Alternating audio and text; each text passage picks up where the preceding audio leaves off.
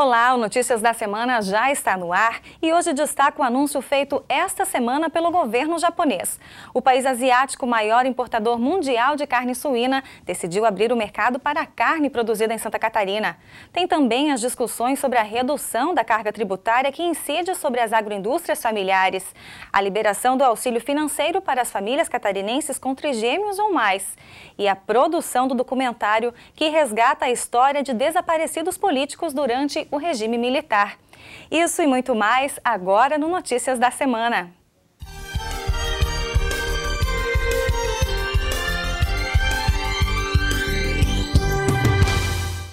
Santa Catarina começou a semana com razões de sobra para comemorar. Motivo? O anúncio feito pelo governo japonês que promete dar uma trégua na crise enfrentada pela suinocultura brasileira.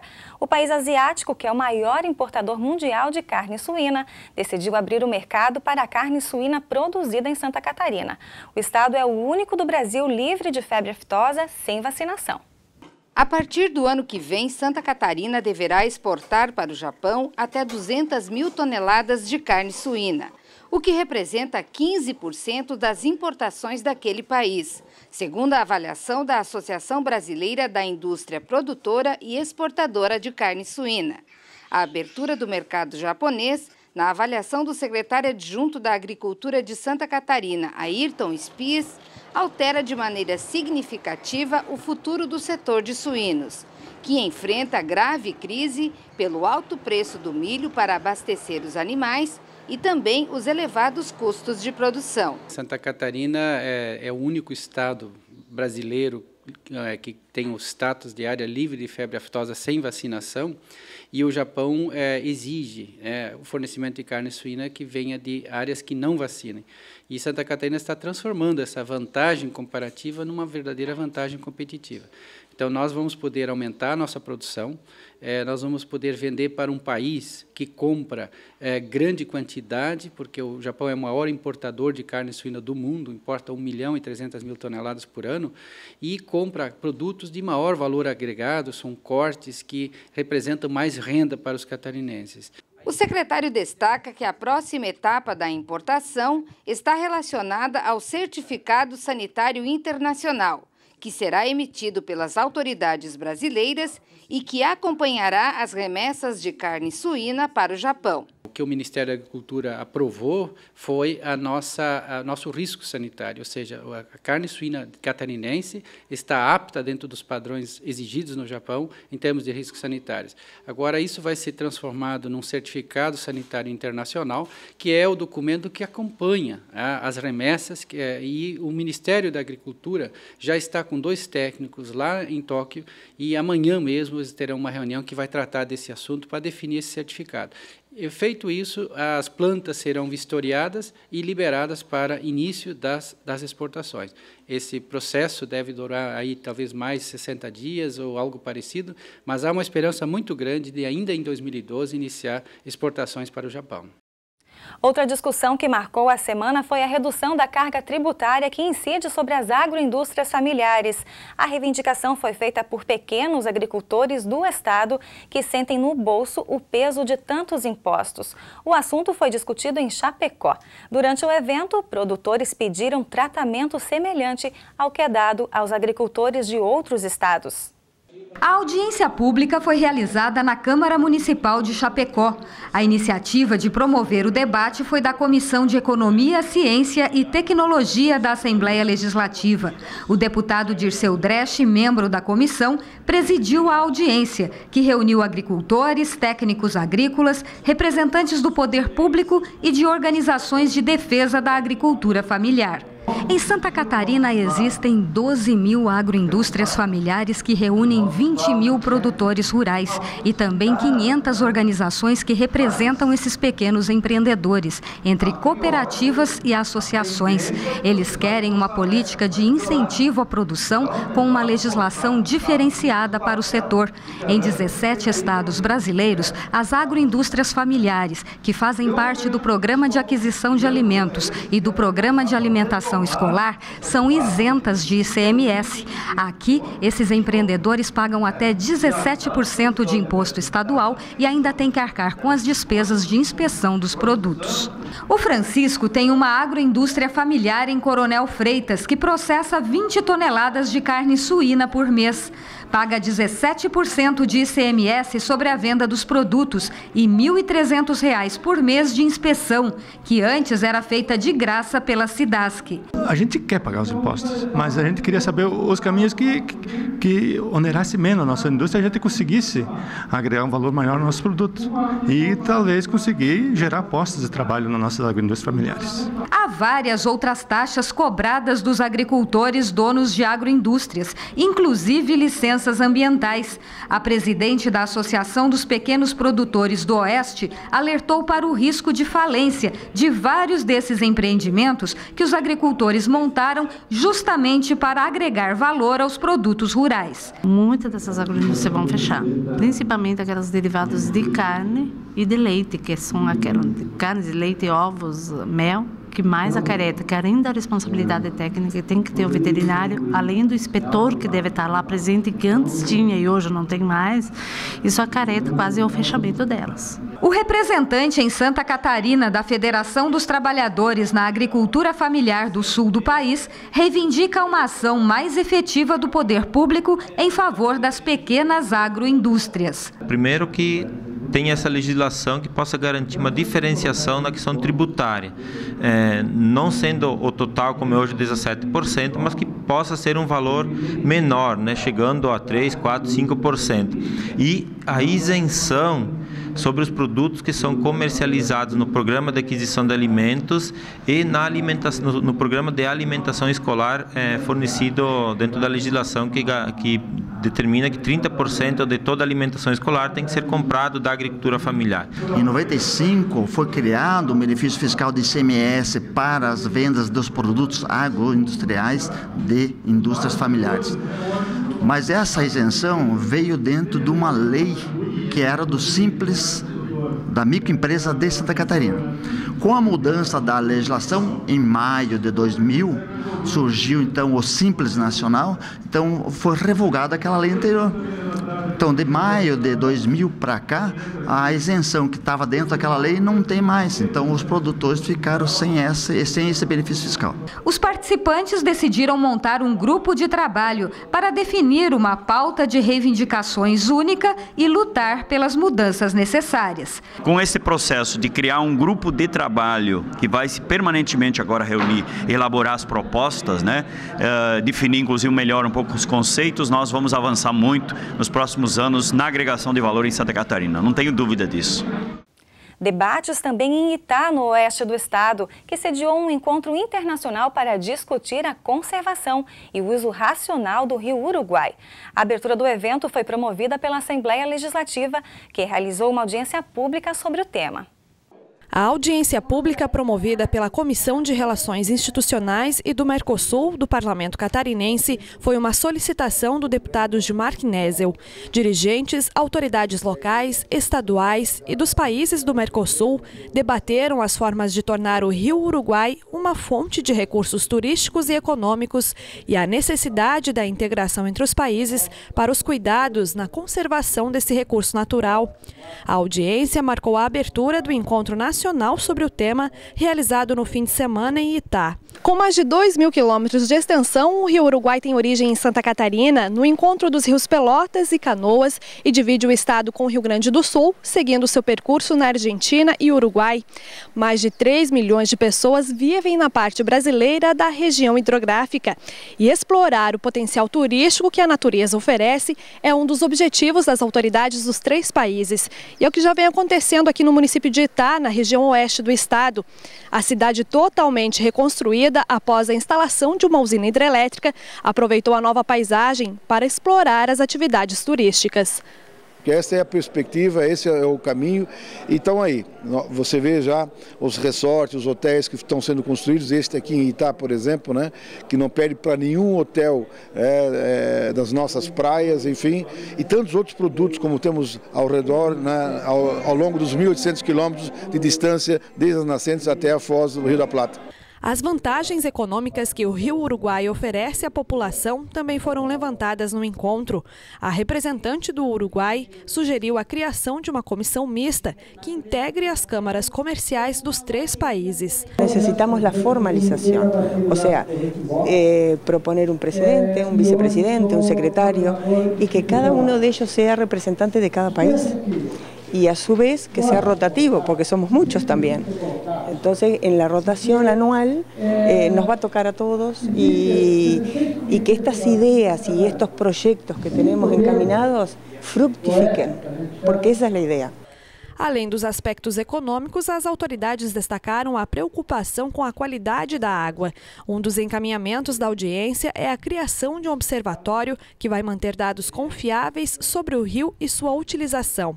O objetivo é garantir o uso racional do Rio Uruguai. Nós queremos deixar invitação a políticos, a governantes, para poner sua atenção o que ocorre em Rio Uruguai.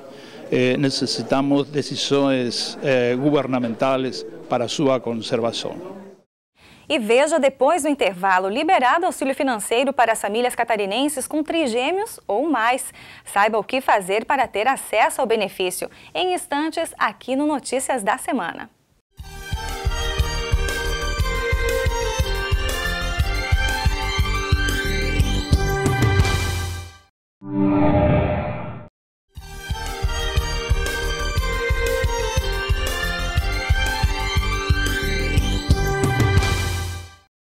O governo do estado liberou esta semana o auxílio financeiro para famílias catarinenses com trigêmeos ou mais. O benefício é concedido até que as crianças completem 6 anos de idade. As mães catarinenses que tiverem trigêmeos ou mais, a partir de agora, ganharão reforço para custear os cuidados com os filhos. Até a primeira quinzena de agosto, a Secretaria de Estado da Assistência Social vai começar o pagamento previsto na lei aprovada em 2010 e regulamentada em abril deste ano. Cada família receberá R$ 357 mensais por criança até que ela complete 6 anos de idade. Atualmente, 66 famílias estão cadastradas na Secretaria para receber o valor. O orçamento previsto para custear os benefícios em 2012 é de R$ 100 mil. O pagamento vai obedecer à ordem de entrada dos primeiros processos. Para as famílias que ainda não pediram benefício, devem procurar uma das 36 gerências de assistência social ou então diretamente à Secretaria de Assistência Social em Florianópolis. Mas, para isso, é necessário apresentar os seguintes documentos: carteira de identidade e CPF dos representantes legais, certidão de nascimento dos beneficiários, comprovante de residência e dados da conta bancária. Para ter direito ao benefício, é necessário ainda preencher alguns requisitos. As crianças devem ter nascido em Santa Catarina, os pais precisam ter residência no estado há pelo menos 2 anos de forma ininterrupta antes do nascimento das crianças. Também é necessário manter a residência no estado até o término do período do benefício e ainda, em caso de separação conjugal dos representantes legais, o benefício ficará com aquele que for judicialmente designado. O assunto agora é saúde, serviço que todo mundo tem direito, independente de condição social, renda e local de residência. Mas até bem pouco tempo, a regra não valia para todos. Era o caso dos profissionais circenses, que por causa da atividade não têm endereço fixo. Para divulgar esse direito, o Ministério da Saúde promoveu um evento especial aqui em Florianópolis e já chegou advertindo: circo faz bem para a saúde. Nas cadeiras, agentes de saúde e de cultura. No centro das atenções, o circo e sua alegria.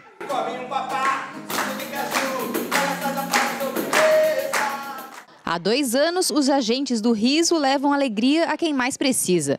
Apesar de não serem médicos, ajudam a cuidar da saúde dos pacientes do Hospital Infantil, na capital. Um trabalho que faz bem para todos. Às vezes as pessoas estão numa energia bem baixinha e você dá uma chacoalhada nelas, elas dão um up, dão uma luz de vida, dão um movimento no corpo, que é uma coisa relacionada com o corpo, né? A alegria está totalmente relacionada com o organismo, com o funcionamento. Os agentes do riso foram uma das atrações do evento O Ministério da Saúde Adverte. Circo faz bem à saúde.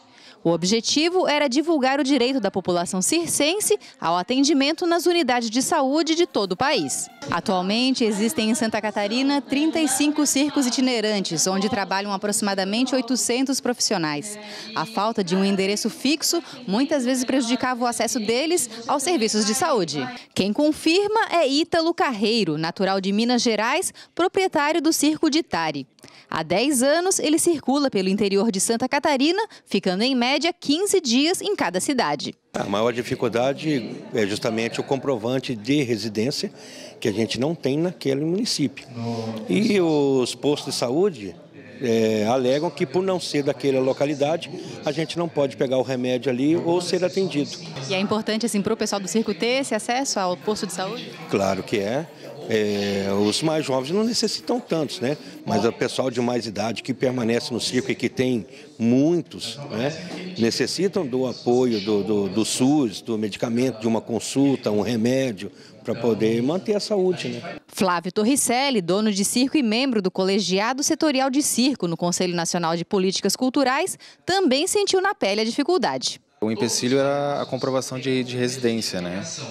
O circense às vezes tem a comprovação de residência, mas não é no mesmo local onde ele procura o atendimento. Então era uma coisa muito complicada, porque às vezes o circo não tinha tanta capacidade financeira para poder pagar o tratamento ou pagar a medicação, né, as consultas, os exames. Então, hoje em dia, tudo isso é possível ser feito pelo SUS. A situação começou a mudar no ano passado, quando o Ministério da Saúde regulamentou uma portaria garantindo o acesso à saúde para artistas itinerantes em qualquer parte do país através do Cartão Nacional de Saúde. Somente durante o evento, mais de 50 cadastros foram feitos. Com esse cartão, ele vai ter acesso aos serviços de saúde que são utilizados hoje, né? Como, por exemplo, pegar medicamentos, ter atendimento de alta e média complexidade. Então, com essa identificação do Cartão Nacional de Saúde, o usuário, né, o circense, por exemplo, ele vai poder ter acesso a esses tipos de serviços de saúde. Acesso à saúde, acesso à alegria. O Ministério da Saúde adverte: circo faz bem à saúde. Muito bem. Faz muito bem, saúde sim, rir faz muito bem. Na minha realidade diária, como é que isso pode entrar? Como é que a transgressão, né, eu achei ótimo, não foi combinado a vida do rico. Você sabia que adolescentes superdotados têm um espaço especial para desenvolver ainda mais as suas habilidades? Na Fundação Catarinense de Educação Especial, oficinas são oferecidas aos alunos da rede básica de ensino que apresentam alto desempenho. Bárbara Jordão adora matemática e artes. Lucas Cardoso gosta de robótica e quer ser aviador. Lucas Gerardi está escrevendo um conto sobre mitologia para um concurso literário. 3 jovens com interesses diferentes, mas unidos por uma mesma característica. São alunos das oficinas para superdotados da Fundação Catarinense de Educação Especial.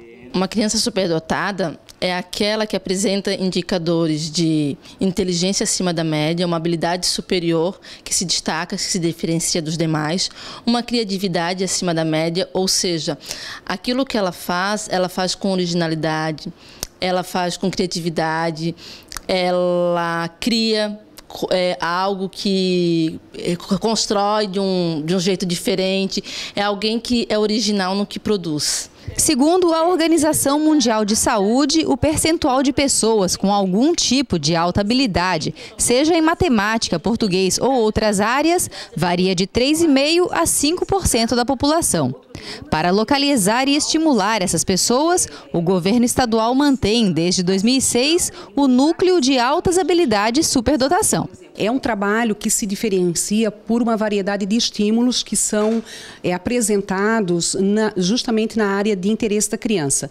Então, por exemplo, uma criança que gosta de escrever, uma criança que gosta de ler, ela recebe apoio do professor no sentido de desenvolver de ampliar o seu campo de literatura e muitas vezes assim, o seu campo de escrita mesmo. Instalado na cidade de São José, o núcleo atualmente atende 40 alunos da região da Grande Florianópolis, a maioria com idade entre 12 e 17 anos. Jovens como Bárbara, de 14 anos, descoberta em uma Olimpíada de Matemática. Aqui eu encontro pessoas que têm habilidades como eu e aqui não é como na escola, que você faz o que o professor manda. Aqui você sugere o que você vai fazer. O que ela faz com excelência, ela faz como se ela já tivesse propriedade e já tivesse muita intimidade com o material e com a técnica. Então isso, para um professor, ter um aluno que está sempre disposto a aprender mais e mais, isso é muito gratificante, é muito bom. Além de aulas de artes, o núcleo oferece atividades em outras áreas, como robótica e literatura. Primeiro, os jovens passam por testes psicológicos e pedagógicos para avaliar características como inteligência, criatividade e persistência. Se forem confirmadas habilidades acima da média, eles são convidados a participar das oficinas. Com 12 anos de idade, Lucas Cardoso montou com seus colegas um robô halterofilista, que funciona como um guindaste durante as aulas do núcleo. No curso a gente aprende conhecimentos tecnológicos, tanto como polia, engrenagem, qualquer coisa tecnológica que apareça de novo, a energia, tudo a gente está fazendo. Já Lucas Gerardi, de 14 anos, apaixonado por livros desde pequeno, gostou mesmo foi da oficina de produção textual. Estou escrevendo uma pequena história, um curta, vamos dizer, de um filho de uma deusa nórdica que comete algumas atrocidades na Terra até que é banido. Jovens apaixonados pelo que fazem, donos de habilidades acima da média, que podem e devem ser desenvolvidas. Andréia destaca a importância de estimular os jovens superdotados. É fundamental para que esse potencial não se dilua, não se nivele, não se perca, porque o que a gente sabe é que todos nós buscamos nos adaptar ao meio. Se o meio não oferece os estímulos necessários para essa pessoa, ela tende a diluir o seu potencial, a nivelar, a se perder. É muito difícil alguém persistir no desenvolvimento do seu potencial se não recebe os recursos necessários.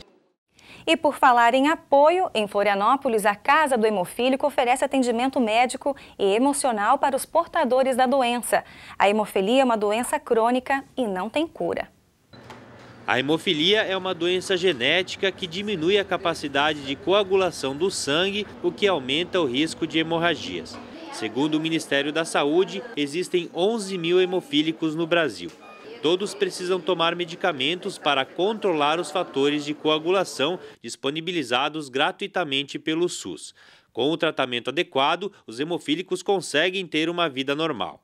Em Santa Catarina, os portadores da doença contam ainda com uma estrutura de apoio, a Casa dos Hemofílicos, mantida por uma associação sem fins lucrativos. A Casa do Hemofílico possui atualmente 301 associados. Aqui eles recebem atendimento em diversas áreas, como assistência social, psicologia, hidroterapia e a fisioterapia, bastante indicada para prevenção e tratamento pré- e pós-operatório.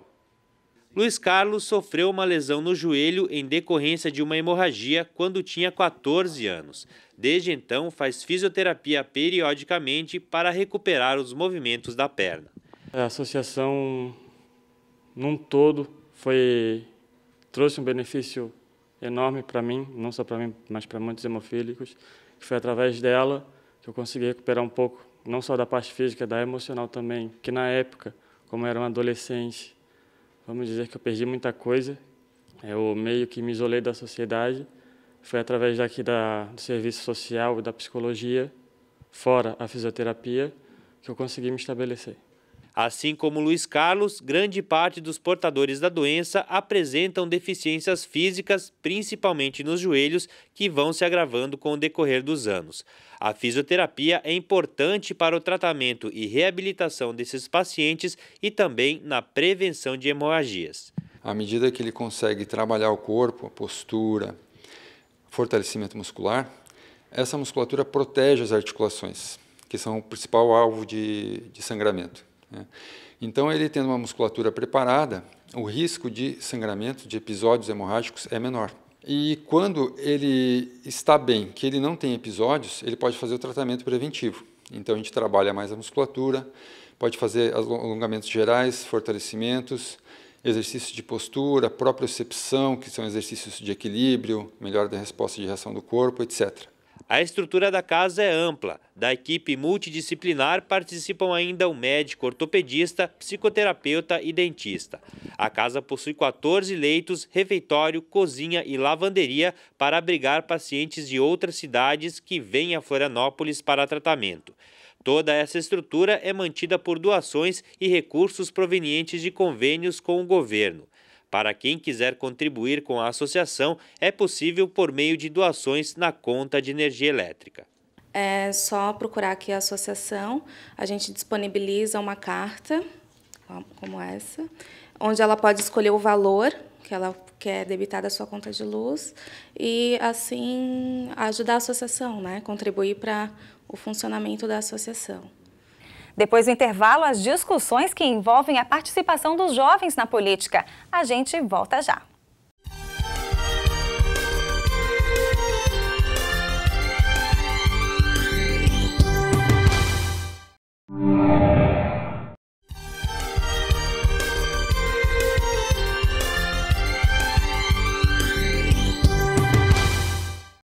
O projeto Educação para a Cidadania, Construindo um Novo Olhar, trouxe para o centro dos debates a importância da participação dos jovens na política. Foi o terceiro encontro do programa promovido pela Escola do Legislativo. Reunidos no plenarinho da Assembleia Legislativa, os 101 jovens que participam da 5ª edição do projeto da Escola do Legislativo Educação para a Cidadania, Construindo um Novo Olhar, tiveram um momento de estudo. É hora de colocar em discussão o conteúdo que foi dado nos encontros anteriores. Na terceira reunião, que aconteceu nesta terça-feira, o debate foi sobre o que é política e a participação da juventude na política, temas da palestra assistida na semana passada. O que mais me chamou a atenção foi a metodologia utilizada e a linguagem utilizada nessa palestra para realmente aproximar o jovem da política, já que a política hoje ela é entendida e tem como conceito a união de pessoas que têm um objetivo em comum. E a partir do momento que você utiliza uma linguagem jovial e que atenda às necessidades, que vai ao encontro dos anseios esperados por esses jovens, você tem maior facilidade de obter êxito para captar esses jovens a participarem da política, né? Na ocasião, os jovens também assistiram e discutiram o filme alemão A Onda, que mostra o surgimento de um movimento político no ambiente escolar. Os participantes terão mais 14 encontros. Na semana que vem, os temas do debate são a função social e a competência dos poderes legislativo, executivo e judiciário.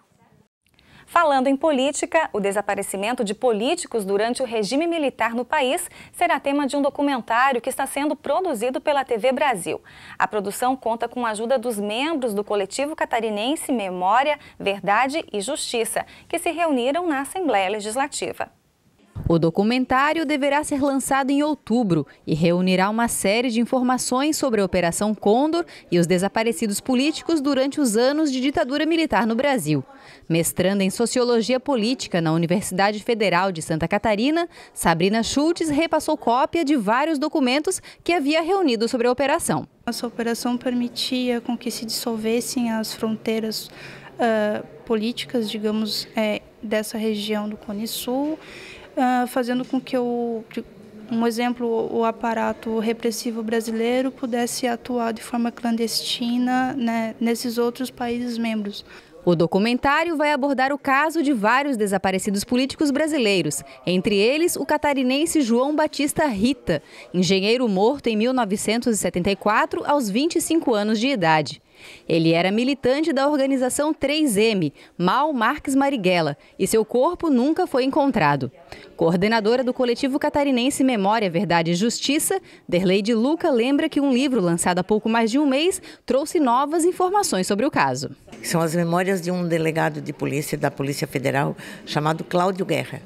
E ele afirma que os torturadores matavam e ele fazia o serviço sujo. Pegava os corpos das pessoas mortas e levava para uma usina de açúcar em Campos, na cidade de Campos, no Rio de Janeiro, e lá nessa usina os corpos eram incinerados. Derlei lembra que os relatos levaram o Ministério da Justiça a reabrir investigações sobre o tema. O coletivo catarinense também está elaborando um dossiê sobre João Batista Rita, que será encaminhado para a Comissão da Verdade do Governo Federal, junto com material sobre outros desaparecidos políticos catarinenses.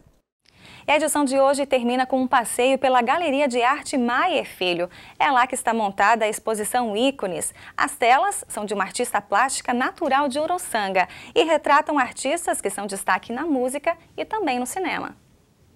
Carmen Miranda, Ney Matogrosso, Marilyn Monroe e Madonna. Estes são alguns dos personagens que marcaram época na música e no cinema.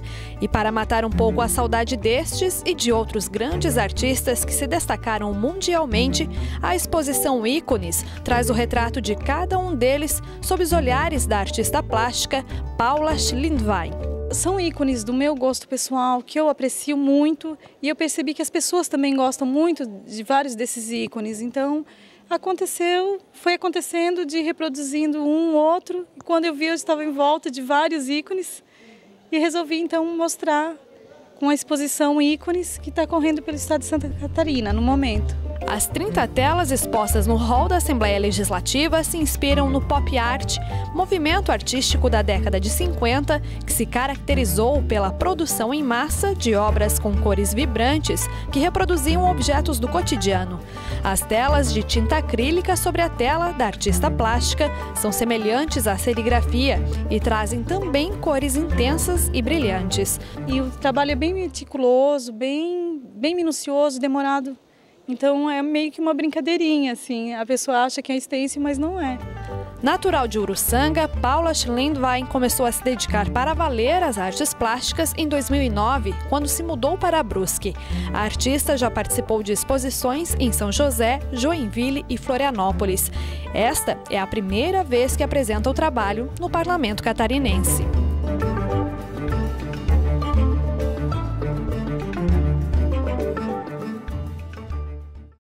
Por hoje é só.